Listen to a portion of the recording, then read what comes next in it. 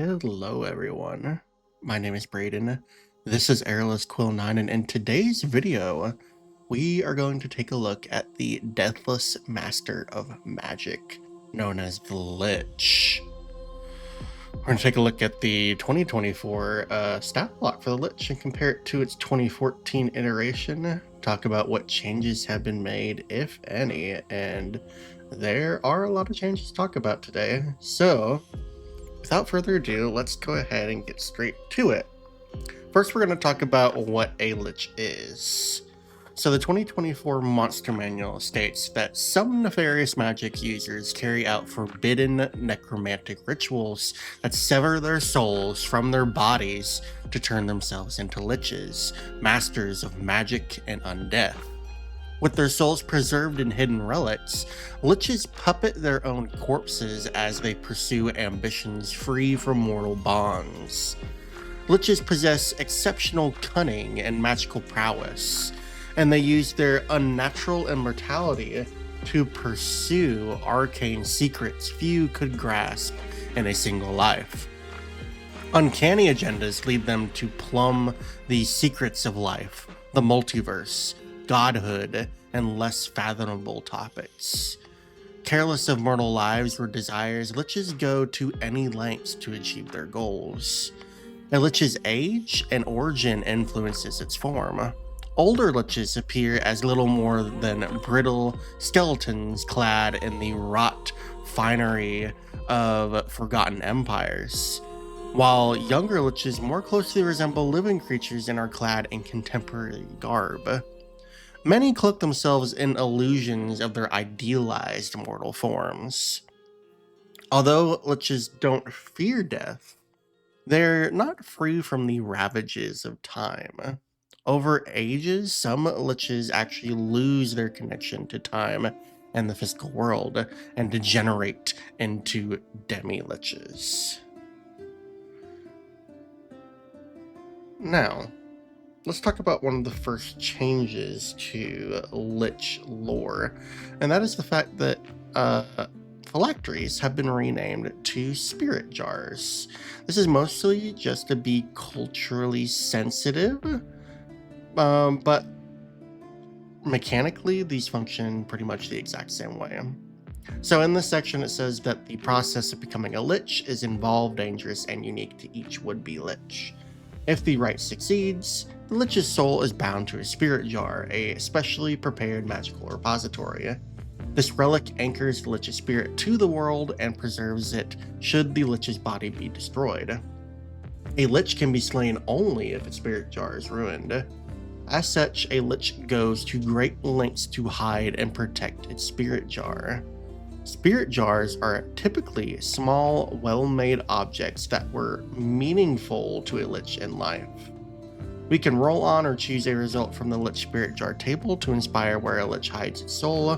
This is a 1d8 table, and the options here state that the Lich's Spirit Jar might be a bottle or puzzle box inscribed with glyphs, a contract folded into a paper figure, the first magic item the Lich created, a hollow figurine of a deity or monster, an hourglass with its sands floating in stasis, a locket or signet ring with a noble crest, a rune-etched egg, the skull of the Lich's mentor could also be an option here.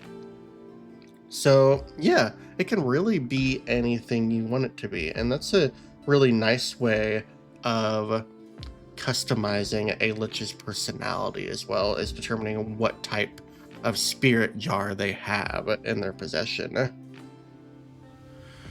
We also need to talk briefly about Lich layers. So in 2024, it states that Liches create secluded libraries of magical lore and arcane laboratories hidden with extraplanar bastions, fortresses with cursed reputations, or other such sanctuaries. The region containing a Lich's lair is warped by its presence, creating the following effects. All-seeing. While in its lair, the Lich can cast clairvoyance, requiring no spell components and using the same spellcasting ability as its spellcasting action. Inevitable siphon. Whenever a humanoid dies within 1 mile of the lair, Its soul is immediately consumed by the Lich. A humanoid whose soul is consumed in this way can be brought back to life only by true resurrection or wish spell. If the Lich is destroyed or moves its lair elsewhere, these effects end immediately. These effects resume if the Lich gains a new body, see its Spirit Jar trait. Okay, now with all that out of the way, let's finally take a look at the 2024 Lich stat block. And there it is in its glory. So the Lich is a medium undead wizard of neutral evil alignment. They have an armor class of 20, a plus 17 to initiative. They have 315 hit points and a speed of 30 feet. They have, for their ability scores, a strength of 11, dexterity 16, constitution of 16, intelligence 21, wisdom 14, charisma 16. They are proficient in dexterity, constitution, intelligence, and wisdom saving throws. For skills, they have Arcana at plus 19, they have History at plus 12, they have Insight at plus 9, and they have Perception at plus 9. Resistances, they are resistant to cold and lightning damage. They are immune to necrotic and poison damage, as well as the charmed, exhaustion, frightened, paralyzed, and poison conditions. They have a component pouch in their gear section. They have 120 feet of true sight as a sense, as well as a passive perception of 19. Languages, they know all. The Lich is a challenge rating 21 creature, granting 33,000 experience points upon being defeated, or 41,000 experience points if defeated in its lair. It also has a proficiency bonus of plus 7. For its traits, the Lich has 2. The first of these is legendary resistance, and as we all know, if the Lich fails a saving throw, it can choose to succeed instead. It has 4 of these per day, or 5 per day if encountered in its lair. The Spirit Jar trait states that if destroyed, the Lich reforms in 1d10 days if it has a Spirit Jar, reviving with all of its hit points, and the new body appears in an unoccupied space within the Lich's lair. Finally, we get to the actions. In the action section, the Lich has a multi-attack that allows it to make 3 attacks using Eldritch Burst or Paralyzing Touch in any combination. Eldritch Burst is a melee or ranged attack option. It has a plus 12 to hit and either a reach of 5 feet or a range of 120 feet. And on a hit, it deals 4d12 plus 5 force damage for an average of 31 damage per hit. Paralyzing Touch is a melee attack option with a plus 12 to hit and a reach of 5 feet. And on a hit, it deals 3d6 plus 5 cold damage for an average of 15. And it also makes the target paralyzed until the start of the Lich's next turn. Spellcasting allows the Lich to cast one of the following spells using Intelligence as the spellcasting ability with a spell save DC of 20. At will, it can cast Detect Magic, Detect Thoughts, Dispel Magic, Fireball at level 5, Invisibility, Lightning Bolt at level 5, Mage Hand, and Prestidigitation. Twice per day each, it can cast Animate Dead, Dimension Door, and Plane Shift.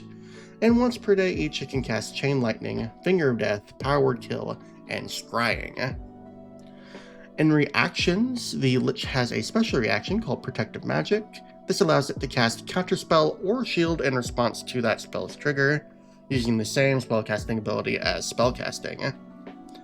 And finally, in the Legendary Action section, the Lich has 3 Legendary Action uses. It does have 4, however, if it is encountered in its lair, so that's a nice bonus there. It does regain all these Legendary Action uses at the start of each of its turns, and it can only use these at the end of another creature's turn. So the first option that it has is Deadly Teleport. This states that the Lich teleports up to 60 feet to an unoccupied space it can see, and each creature within 10 feet of the space it left takes 2d10 necrotic damage.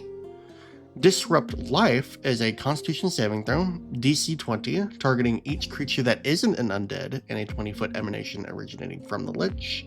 On a failure, a target takes 96 necrotic damage for an average of 31 damage. On a success, they take half damage, and on a failure or success, the Lich can't take this action again until the start of its next turn. Frightening Gaze states that the Lich casts fear using the same spellcasting ability as spellcasting. The Lich also can't take this action again until the start of its next turn. So there's a lot going on in the stat block, and it's hard for me to really say what has changed without looking at the two stat blocks side by side. So let's do that real quick. So here's the 2024 Lich next to the 2014 Lich. And I've tried to underline everything that is different in both of these stat blocks, mostly on the 2024 side. So let's go ahead and talk about what has changed. So first off, the Lich has been given the Wizard tag, and its creature type has also been determined to be neutral evil rather than any evil alignment. They have gained a +3 to their armor class, which is crazy. They've also gained a massive initiative bonus of +17 for what would have been +3 otherwise, so that's also really crazy. And their hit points have more than doubled from 135 to 315, which is a massive bonus. In the ability score section, we can see that the Lich has gained proficiency and dexterity saving throws. And even though this didn't have a huge mechanical change, its intelligence went up from a 20 to a 21. So it's a small boost, even though it didn't change anything numbers wise. The Lich has been granted immunity to necrotic damage rather than the resistance that it had. It has lost immunity to non-magical bludgeoning, piercing, and slashing damage, which is okay. That's also why it got that massive hit point increase. So I'm okay with that change. It gained that gear section. Languages, it now knows all instead of common +5 other languages. And the Lich also grants additional experience when encountered in its lair. The legendary resistance uses have gone up from 3 per day to 4 per day, or the addition of the 5 per day if encountered in its lair. Rejuvenation has been changed into the Spirit Jar trait. Spellcasting has been moved to the action section, and there have been a lot of changes there, so we'll get to that. Turn resistance has been completely removed because the cleric's turn undead feature now provides the incapacitated and frightened conditions, I believe. I know frightened is definitely one of them. Because the Lich is immune to the frightened condition, though, it will not be affected by turn undead in that way, so that is important to know. Paralyzing Touch has seen some changes here as well. We can see that the damage has increased slightly. It is now adding its intelligence modifier to damage, and the target is now automatically paralyzed instead of there being a saving throw attached and it lasting for a minute. Now it just lasts until the start of the Lich's next turn, so that's pretty good change there, and still very powerful. There's also the addition of the multi-attack, allowing the Lich to make 3 attacks as a multi-attack, and it also now has the addition of the Eldritch Burst attack, which it did not have before. So the average damage potential of the Lich has gone up massively because of that. Now we get to spellcasting. Spellcasting has changed massively. There are no longer spell slots. Now we just have at-wills and per-day uses of spells. It has lost some spells from its spell list, but it has also gained some really interesting ways of using these. I really like the automatic casting of Fireball and Lightning Bolt at level 5. That's really good.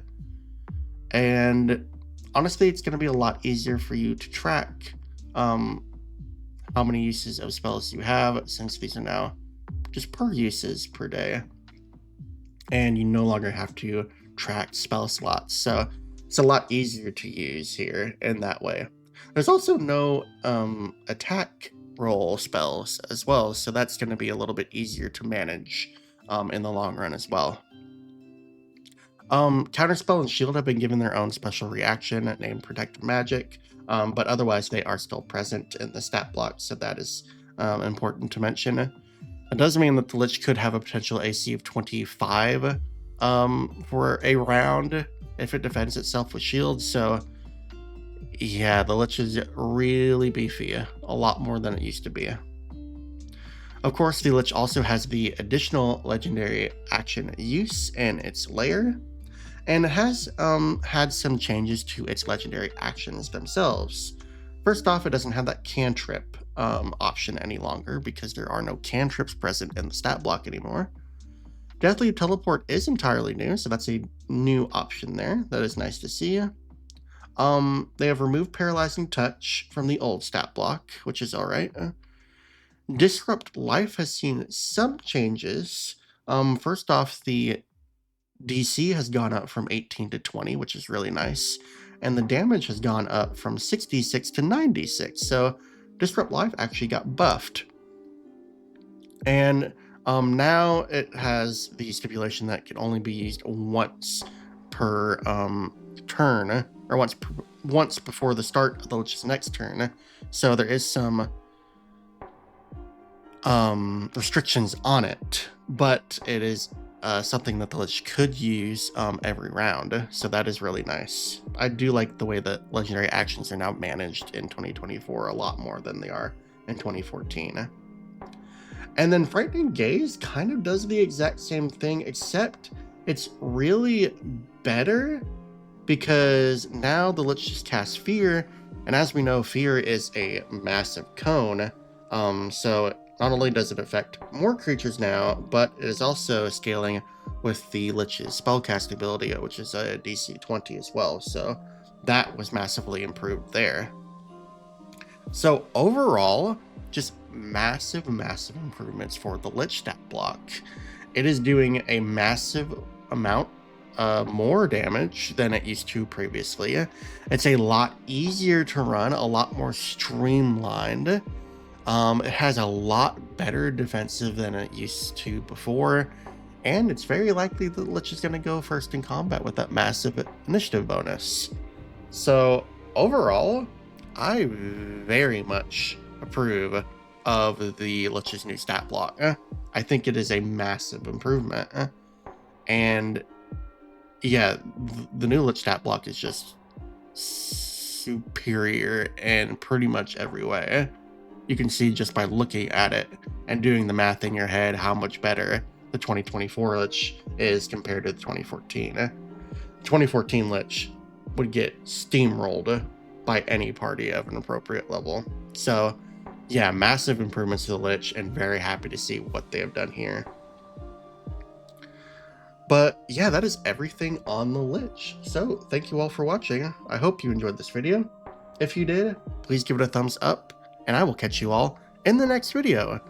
We are also going to start doing coverage for the Forgotten Realms books that coming out in 2 weeks, so keep an eye out for those videos as they come.